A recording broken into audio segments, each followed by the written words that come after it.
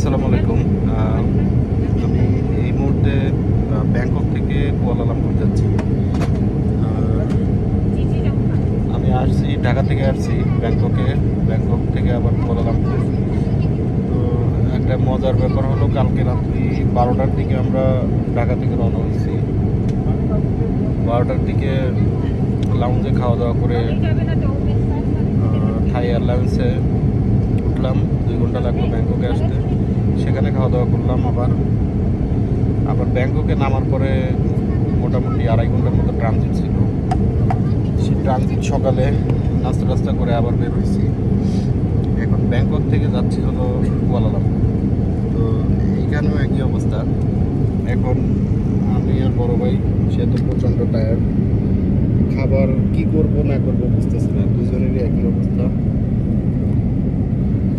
মানে খাবার খাওয়ার মতো অবস্থা নাই, একদম গলা পর্যন্ত চলে আসছে, এরকম অবস্থা। আর ট্রানজিট ফ্লাইটে ব্যাংকক, এর আগে যখন আসছিলাম এয়ারপোর্টটা এত বড় খেয়াল করিনি। তবে আমার মনে হয় যে এইবার অনেক বেশি বড় মনে হলো। মনে হয় নতুন কোনো টার্মিনাল অ্যাড হয়েছে এখানে, না হলে তো এর আগের বার ট্রানজিট ফ্লাইট এত দূরে ছিল না। দেখলাম যে এর আগের বার দেখিনি অবশ্য আমি, এইবার দেখলাম আপনার ওইখানে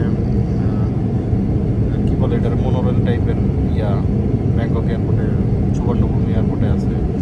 মনোরেল দিয়ে প্রায় 7-8 মিনিট যাওয়ার পরে আবার আর একটা ইন্টারন্যাশনাল ডিপার্চার আছে। তো এইবার তো আমাদের ছিল মোটামুটি 2.5 ঘন্টার মতো ট্রানজিট টাইম। তো ব্যাক করার সময় আছে 1 ঘন্টা। তো চিন্তা করতেছি যে যদি এরকম হয় ফ্লাইট তো ইনশাল্লাহ মিস করা ছাড়া আর বুদ্ধি নেই। আর এই কি বলে আপনার মালয়েশিয়া নামার পরে মালয়েশিয়া থেকে আবার লঙ্কাওয়ে যেটা মালয়েশিয়ার আর একটা প্রদেশ, ওইখানে আমাদের যাওয়ার কথা ছিল বাই এয়ারে। কিন্তু আমরা এই পরিমাণ টায়ার্ড হয়ে গেছি ট্রানজিটে, আমাদের পক্ষে আর সম্ভব না। আমরা এখন হোটেল বুক করে কুয়ালালামপুরে থেকে যাব, ওইদিকে আর এখন যাব না।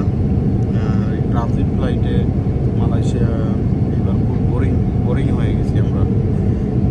জানি না এই থাই এয়ারে কারা আসে, কিংবা এই মালয়েশিয়াতে আদৌ আসে কিনা কেউ এইভাবে ট্রানজিট নিয়ে। প্রচণ্ড টায়ার্ড, আর রাত্রেবেলার ফ্লাইট, এই মানে হজবরল একটা পরিস্থিতি। ট্যুরের আগেই মনে হচ্ছে যে এবার ট্যুর খতম, এরকম একটা পরিস্থিতি। এ ভদ্রলোকের অবস্থা তো খুব গুরুতর, সে রাত্রেবেলা ঘুমাইতে পারেনি। আমি তাও একটু ঘুমাইছি। কিন্তু থাইল্যান্ডের এরিয়াতে একটা সমস্যা হলো, এটা তো টোটালি আপনার হলো ওই নদী, সাগর। আর এখানে আবহাওয়াটা সবসময় মানে বৃষ্টির মতো থাকে। এর আগেও আমি দেখছি প্রচুর টার্বুলেন্স হয়, যে কারণে আপনার ঘুমটা আসলে ওইরকম সাউন্ড হয় না। আর থাই ইয়ারে আসার সময় যেটা ছিল সেটা ছিল 3 সিট লেআউট, আর এটা হলো 3 অর্থাৎ 9টা লেআউট। অবস্থা ভালোই। আপনার ট্রানজিট নিয়ে ভাবছিলাম যে আরামে আসবো, আসলে আরামে মনে হয় না আরাম আছে ট্রানজিটের মধ্যে। এই মালয়েশিয়াতে আসতে ব্যাংককে ট্রানজিট নেওয়াটা মনে হয় বুদ্ধিমানের কাজ হবে না। ডিরেক্ট ইউএস বাংলা কিংবা এয়ার এশিয়া কিংবা বাংলাদেশ বিমান এগুলোতে যাওয়াই মনে হয় ভালো। মালিন্দ্র এয়ার আছে, বাটিক এয়ারও আছে। যাই হোক, মানে ডিরেক্ট যাওয়াটাই বেটার। এই ট্রানজিট নিয়ে খুবই খারাপ অবস্থা। আর আরেকটা বিষয় হলো থাই এয়ারের আপনার এয়ার কন্ডিশনটা, এসিটা এত বেশি ঠান্ডা। আমার গতকাল থেকে যে ফ্লাই করতেছি এর মধ্যে আমার অলরেডি ঠান্ডা লেগে গেছে। মানে ট্যুরের এবার 12টা বাজবে বোঝা যাচ্ছে এবার। তো থাই এয়ারে যারাই আসবেন হিসাব করে আসবেন, ট্রানজিটের ব্যাপারটা মাথায় রাখবেন, ট্রানজিটের টাইমটাও মাথায় রাখবেন। আর নেক্সট ফ্লাইট যখন আমরা ব্যাক করবো তখন মাত্র 1 ঘন্টা ট্রানজিট। কীভাবে গিয়ে নেক্সট ফ্লাইট পাকড়াও করবো, এটা আসলে আজকের এক্সপিরিয়েন্স থেকে খুব ডিফিকাল্ট মনে হচ্ছে পারবো না। ওই দিন মনে হয় একটা বিপদে পড়বো। যাই হোক, দেখা যাক, আল্লাহ ভরসা। আমরা খাবার খাইনি এখনো, এখন খাবার খাইনি।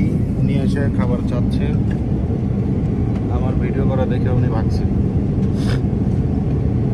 ঠিক আছে, ভালো থাকেন সবাই, আল্লাহ।